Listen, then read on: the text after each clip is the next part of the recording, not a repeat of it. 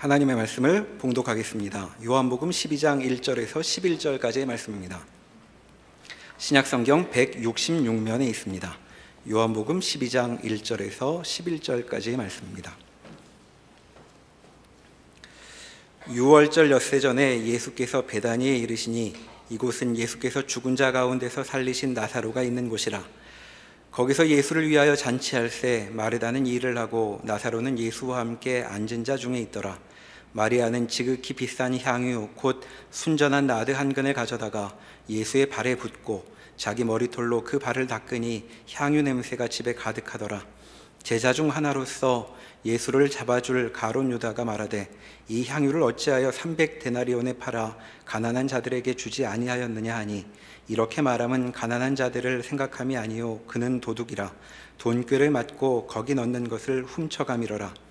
예수께서 이르시되 그를 가만두어 나의 장례할 날을 위하여 그것을 간직하게 하라. 가난한 자들은 항상 너희와 함께 있거니와 나는 항상 있지 아니하리라 하시니라. 유대인의 큰 무리가 예수께서 여기 계신 줄을 알고 오니 이는 예수만 보기 위함이 아니요 죽은 자 가운데서 살리신 나사로도 보려 함이로라. 대제사장들이 나사로까지 죽이려고 모의하니 나사로 때문에 많은 유대인이 가서 예수를 믿음이로라. 아멘. 요한복음 12장에는 세 가지 사건이 기록되어 있습니다. 나사로의 동생인 마리아가 예수님의 발을 향유를 부어 씻기는 장면과 예수님께서 나귀 새끼를 타고 어린 나귀를 타고 예루살렘에 입성하는 사건과 헬라인들이 예수님을 찾아와서 영광을 받을 때가 됐다. 그리고 또 고통스러워하는 이 세 가지 사건이 있습니다. 모두가 다 그 공통 분모가 예수님의 죽음입니다. 예수님의 죽음은 오늘 마리아의 사건에서도 보는 바와 같이 그것은 우리의 이해와 훨씬 더 크고 깊고 놀랍습니다.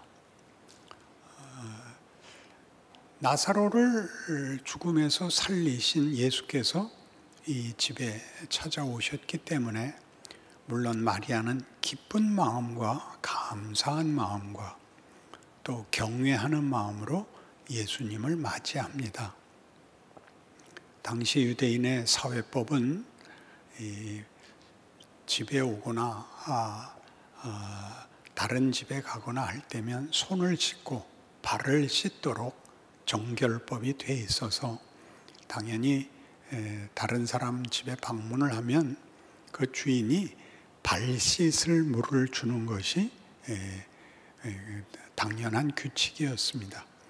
그런데 마리아는 물로 씻지 않고 비싼 순전한 나드향 한 근을 쏟아 부어서 예수의 발을 씻기시고 그 머리털로 닦습니다.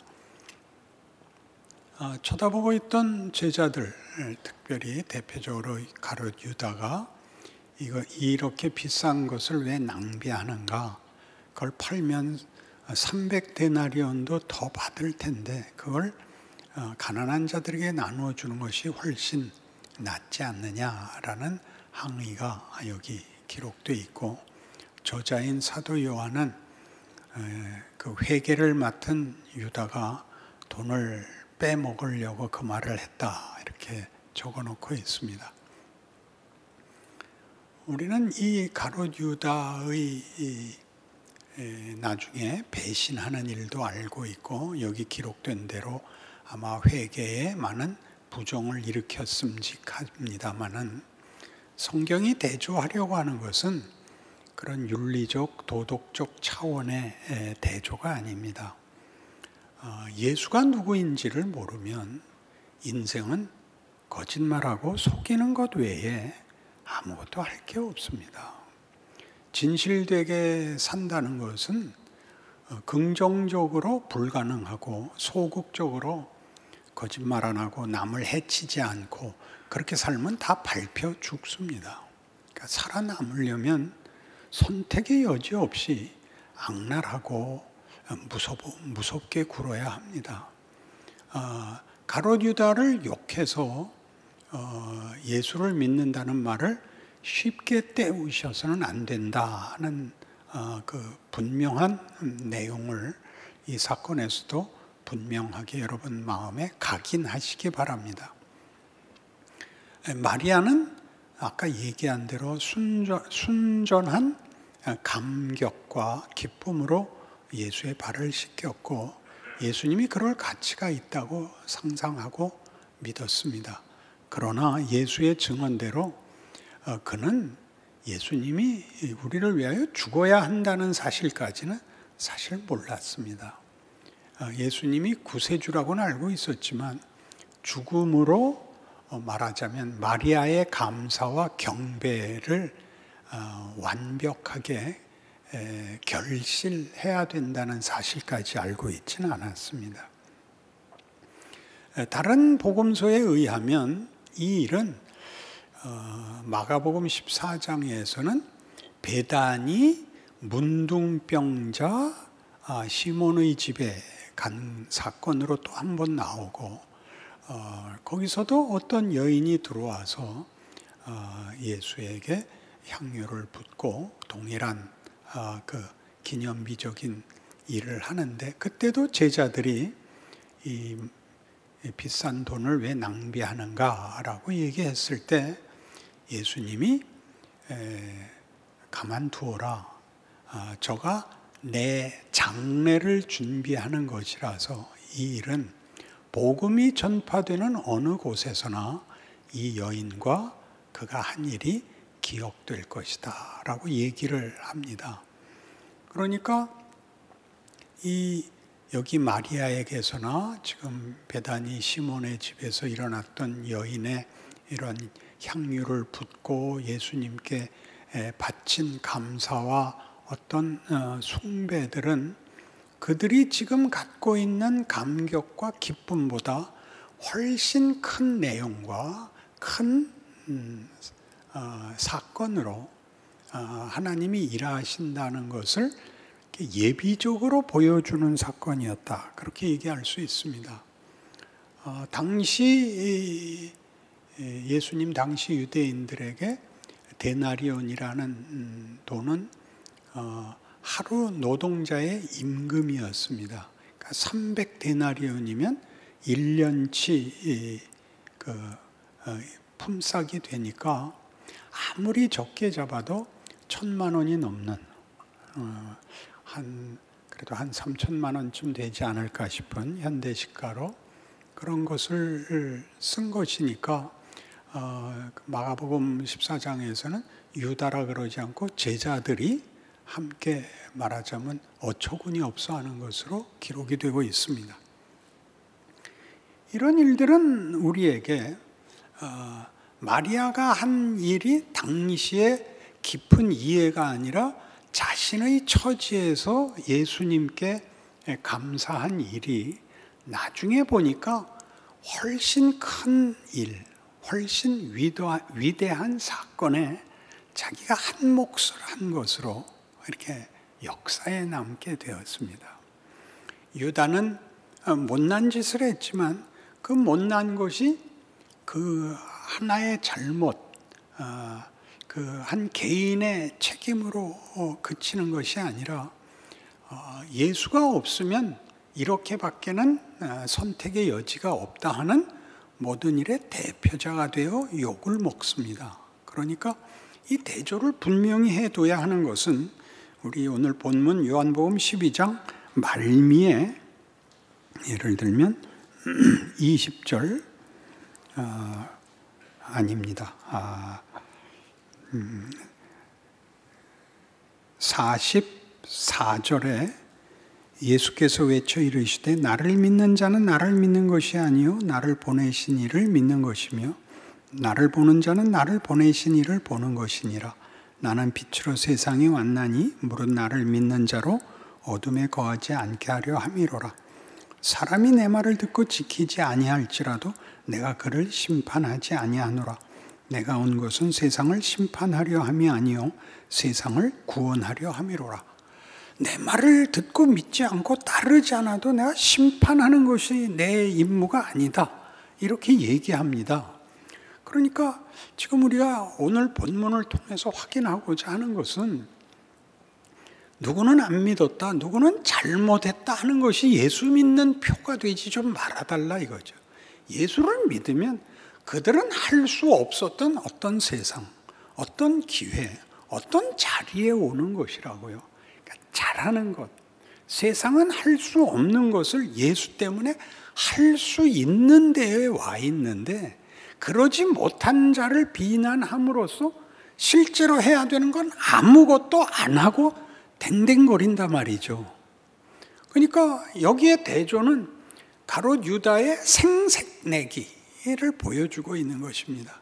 그는 예수를 믿는 것이 아니라 예수를 이용해서 자기의 인생에 어떤 자기 확인, 자기 증명, 생존의 어떤 수단을 삼을 뿐인데 잘했다 잘못했다가 아니라 그 수밖에 없는 것입니다. 그러니까 그를 불쌍히 여겨야 되는 건 가롯 유다도 용서하자가 아니라 예수를 모르면 다 그렇게밖에 살 수 없다. 그것이 드러나고 표면화되어 욕을 먹는 사람이 있고 감춰지고 크게 사기치지 않아도 돼서 욕을 안 먹는 사람이 있을 뿐이지 똑같다. 이렇게 되는 것이죠. 그러니까 이제 우리가 이 문제를 좀 더 이제 적극적으로 가서 누가복음 7장에 가면 이 사건이 누가복음 7장에서 조금 더 다르게 나와서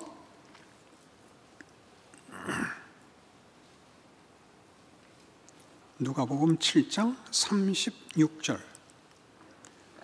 한 바리새인이 예수께 자기와 함께 잡수시기를 청하니 이에 바리새인의 집에 들어가 앉으셨을 때에 그 동네에 죄를 지은 한 여자가 있어 예수께서 바리새인의 집에 앉아 계심을 알고 향유 담은 옥합을 가지고 와서 예수의 뒤로 그 발 곁에 서서 울며 눈물로 그 발을 적시고 자기 머리털로 닦고 그 발에 입맞추고 향유를 부으니 예수를 청한 바리새인이 그것을 보고 마음에 이르되 이 사람이 만일 선지자라면 자기를 만지는 이 여자가 누구며 어떠한 자 곧 죄인인 줄 알았으리라 하거늘.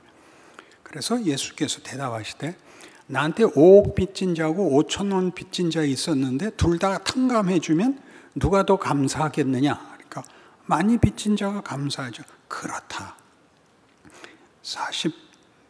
44절 그 여자를 돌아보시며 시몬에게 이르시되 이 여자를 보느냐? 내가 네 집에 들어올 때 너는 내게 발씻을 물도 주지 아니하였을 때 이 여자는 눈물로 내 발을 적시고 그 머리털로 닦았으며 너는 내게 입맞추지 아니하였을 때 그는 내가 들어올 때로부터 내 발에 입맞추기를 그치지 아니하였으며 너는 내 머리에 감람류도 붓지 아니하였을 때 그는 향유를 내 발에 부었느니라. 그러므로 내가 네게 말하노니 그의 많은 죄가 사하여졌도다. 이는 그의 사랑함이 많음이라. 사함을 받은 일이 적은 자는 적게 사랑하느니라. 이에 여자에게 이르시되 내 죄 사함을 받았느니라 하시니 함께 앉아있는 자들이 속으로 말하되 이가 누구이기에 죄도 사하는가 하더라. 예수께서 여자에게 이르시되 네 믿음이 너를 구원하였으니 평안히 가라 하시니라. 놀라운 장면이죠. 이 죄인된 여자는 예수님께 용서를 구하러 오지도 못한 겁니다. 그죠? 소문을 듣고 자기가 본 대로 이분은 우리를 구원하러 오셨고 우리를 대접하시고 우리 편이 되신다는 것만 압니다. 그래서 그는 다른 데 가서 울 데가 없어서 여기 와서 울지요. 자기의 모든 것을 내놓고 울지요. 희망이 없고 핑계를 댈 수도 없는 자기의 처지와 자기의 못난 것을 여기 와서 울어 주 앞에 무슨 자비를 구하고 용서를 구하고 보다 더 못한, 그래서 다만 울 수 있는 것을 기회를 가졌죠. 그러자 이 바리새인이 금방 마음으로 욕을 했죠. 죄인이 왔는데 알아보지도 못한다고? 이렇게 됐죠. 그러자 예수님이 입구중을 하시고 뭐라고 이 바리새인을 꾸짖는가 보십시오.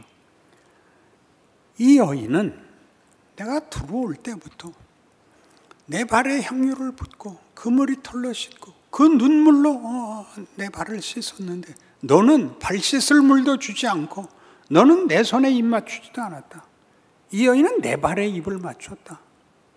그러므로 내가 이 여자에게 말하노니 네 죄 사함을 받았느니라. 이렇게 됩니다. 그 여인이 회개를 하고 죄 사함을 요구하고 와서 울며 간구한 것이 아니라 그의 불쌍한 처지에 대하여 예수님은 그의 요청에 반응하는 것이 아니라 그 형편에 대하여 반응하고 있습니다.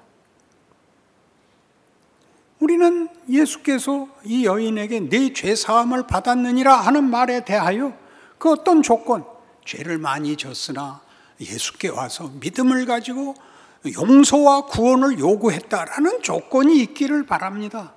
본문은 그렇게 얘기하지 않습니다. 예수님은 이렇게 그를 용서하고 그에게 죄 사함을 선언하십니다. 이 사람들은 다 놀라죠. 그가 누구이기에 죄를 사하는가? 예수님이 이렇게 말하는 셈입니다. 대부라는 영화 기억나시죠? 전에도 한번 인용을 했다시피 대부 시작은 돈 꼴레오네의 이 마피아 보스 마론 브란도의 집에 딸 결혼식으로 시작을 합니다. 모든 마피아들이 그 두목들이 찾아와서 축하를 하고 듬뿍 축하금을 내놓습니다.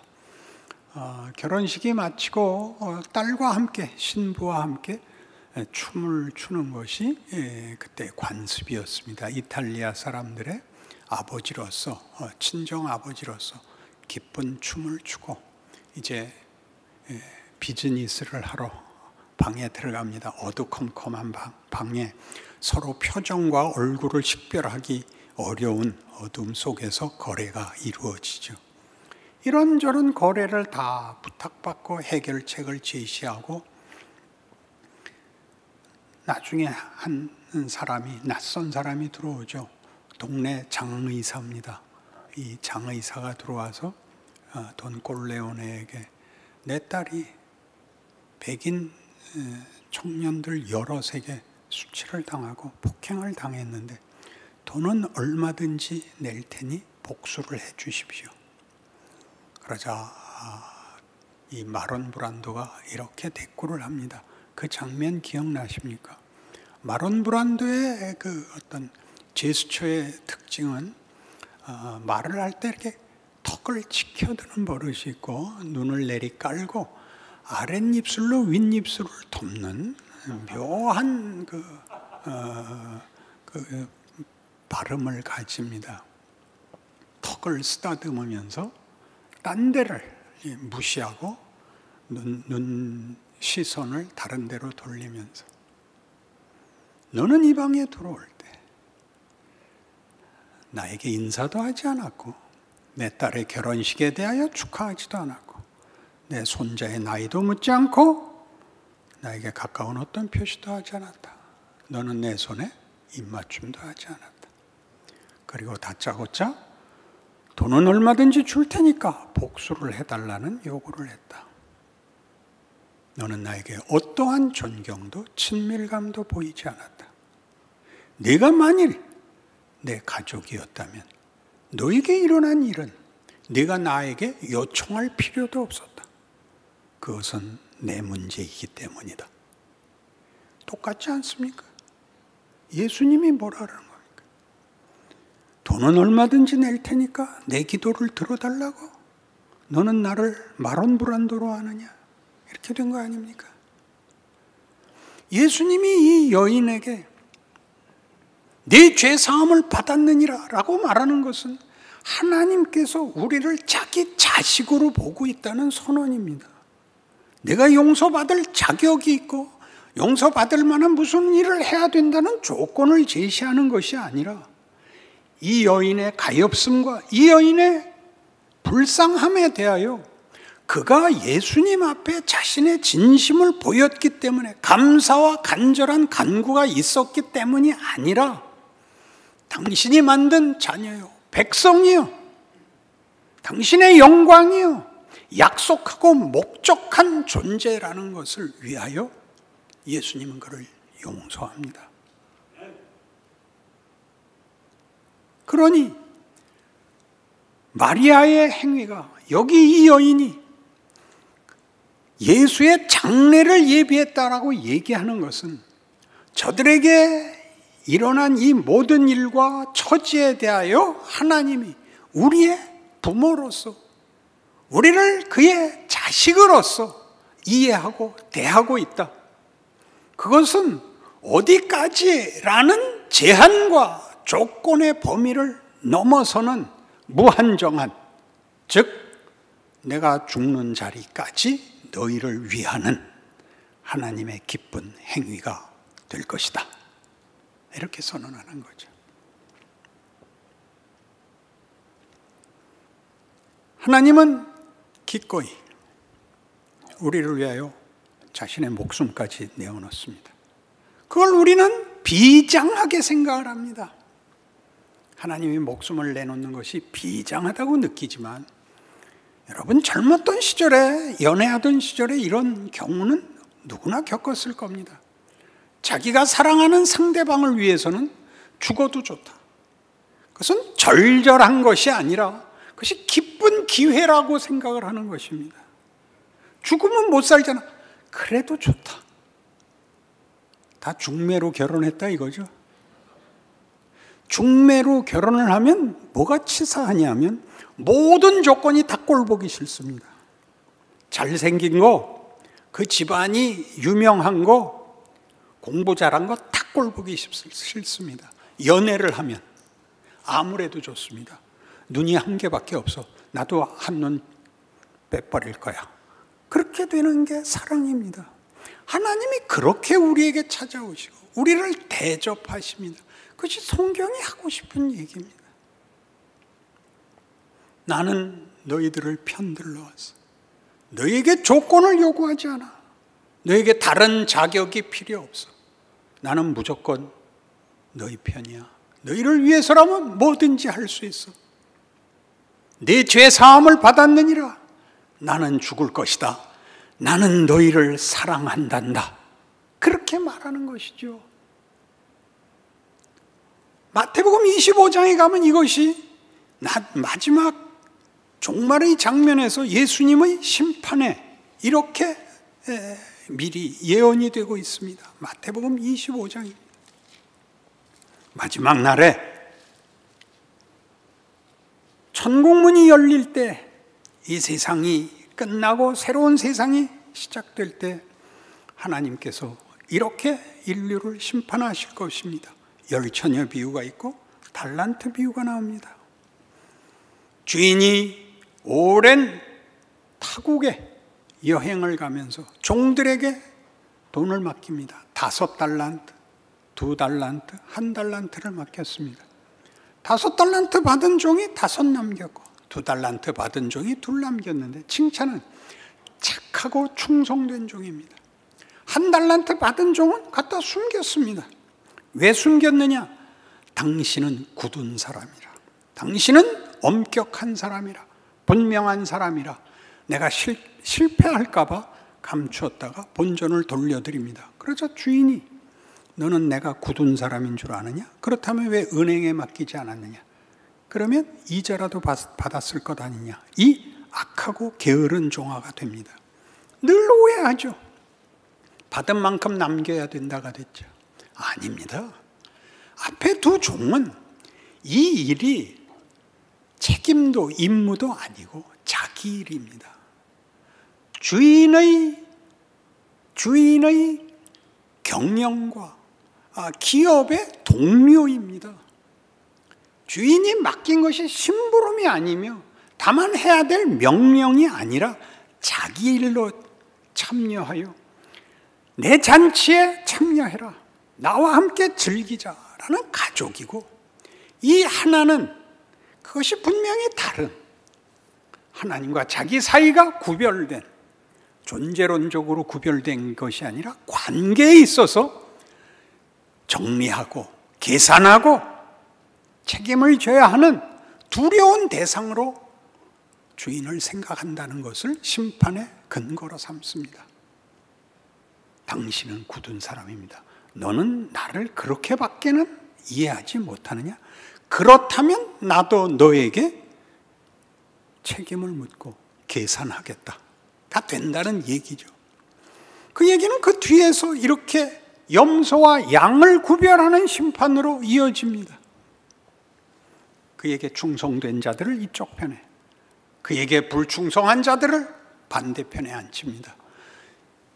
그 충성된 자들에 대한 이유가 무엇이었습니까? 너희는 내가 굶주렸을 때, 내가 옥에 갇혔을 때, 내가 병들었을 때 돌아봤다. 그들이 대답합니다.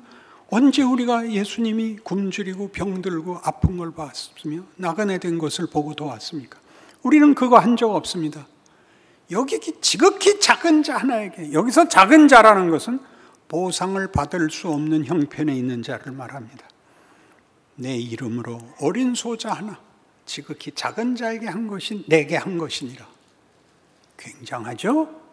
내 가족이라면, 내 식구라면, 내 피가 흐른다면 그는 존재와 감정과 그 반응에 있어서, 그 언행에 있어서 하나님의 영광이 드러나는, 그 여유로움이 넘쳐나는 이런 존재여야 한다라고 심판을 내리죠. 그 반대편에 있는 자들은 항의했습니다. 언제 우리가 안 돌봤습니까? 너희가 지극히 작은 자 하나에게 하지 않은 것은 나한테 하지 않은 것이다. 이건 전부 뒤집어서 하나님이 어떻게 하고 계시다는 거예요. 우리 중에 가장 아닌 자에게 하나님은 최선을 다하신다는 얘기가 되죠. 그러니까 우리를 심판할 수 있죠. 나는 그렇지 않았다. 나는 그러지 않는다. 나는 하나님이다. 나는 너희에게 조건이나 구차한 기준을 들이대지 않는다. 너희 모두를 위하여, 누구를 위해서도. 여기 누가복음 7장에 나왔던 게 뭐였죠? 바리새인과 죄인된 여자였지 않습니까? 그 여인은 최고의 선물을 받아가고 바리새인은 최고의 꾸중을 듣는 셈인데 본인은 모르고 있습니다. 너는 나에게 빚진 게 없다 이거지? 바보 같은 놈. 여기 본문에 생략되어 있는 거죠. 여러분의 신앙생활이 밖에 보이는 것에서 여러분이 하나님의 사람으로 이 조건과 환경을 살아간다라고 알고 있는지, 모르고 있는지가 이 문제의 성패를 나눕니다. 천지를 창조하시고, 우리 기도할 때마다 시작하는 문구 아닌가요? 나를 위하여 십자가를 지시고, 이렇게 얘기해놓고 현실을 살 때는 아무 필요가 없는 하나님, 아무 필요가 없는 십자가가 되지 않았습니까? 그러니 다시 생각하십시오. 하나님이 우리를 편든다면, 만일 하나님이 우리를 위하시면 누가 우리를 대적하리요? 그 아들을 아끼지 아니하시고 내주시니가 어찌 그 아들과 함께 모든 것을 우리에게 주시지 않겠느냐? 로마서 8장 얘기입니다. 이것이 여러분에게 힘이 되고 어떤 위협과 공포 속에서도 살아갈 유일한 근거, 넉넉한 힘이라는 걸 안다면 예수 믿는 것은 참으로 신나는 일이 될 것입니다. 물론 아까도 인용한 대로 예수님은 헬라인들이 자기를 찾아왔다는 소식을 듣고 내가 영광을 받을 때가 되었다 라고 얘기하시지만 뒤이어 내 마음이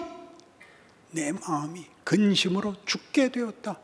아버지요, 나의 근심과 어려움을 하감하옵소서. 이 고통을 감당하고 아버지의 영광을 드러내게 하옵소서. 자, 하늘에서 답이 나옵니다. 내가 이미 영광을 받았고 또 받으리라. 고통스러운 것과 명예로운 것이 나뉘지 않습니다. 고통을 받으면 잘못한 것이고 영광과 명예는 언제나 승리라고, 성공이라고 생각하는 것은 성경이 하고 싶은 이 죽음이 가지는, 죽음으로 일하시는 하나님의 일하심의 신비와 깊이와 크기를 우리가 다 못 알아보는 것입니다. 여러분을 만든 가장 중요한 경험들이 무엇이었던가요? 우리들의 실패였습니다. 그것이 우리를 만들고 우리를 복되게 할 것입니다. 하나님이 그러기로 하셨으니까요. 그 귀한 깨우침과 승리와 자랑이 여러분 모두의 것이 되기를 바랍니다. 기도하십시다. 하나님 아버지, 우리는 세상의 위협 아래 있습니다. 저들은 우리 보고 사납게 살자고 합니다. 우리는 그럴 수 없다고 대답합니다. 우리는 고통과 의심과 두려움 앞에 설 수밖에 없고, 그리고 그 한복판을 주께서 걸어가셨다는 사실을 이제 만나야 됩니다. 그것은 충성해야 되고 순종해야 되고 희생해야 되고 울어야 되는 길일 것입니다. 그러나 따지고 보면 인간이란 하나님이 특별하게 만든 존재입니다. 편안하고 쉽고 웃고 사는 게 다가 아니라 그것보다 깊고 큰 존재입니다. 우리의 인간됨에는 하나님의 형상이 있고 하나님과의 믿음이 있고 사랑이 있고 교제가 있고 기쁨이 있고 자랑이 있어야 되는 것입니다. 그것을 포기할 수 없습니다. 이기게 하옵소서, 승리하게 하옵소서. 우리의 눈물들이 우리에게 큰 명예와 영광이 된다는 사실 놓지 말게 하옵소서. 예수님 이름으로 기도합니다. 아멘.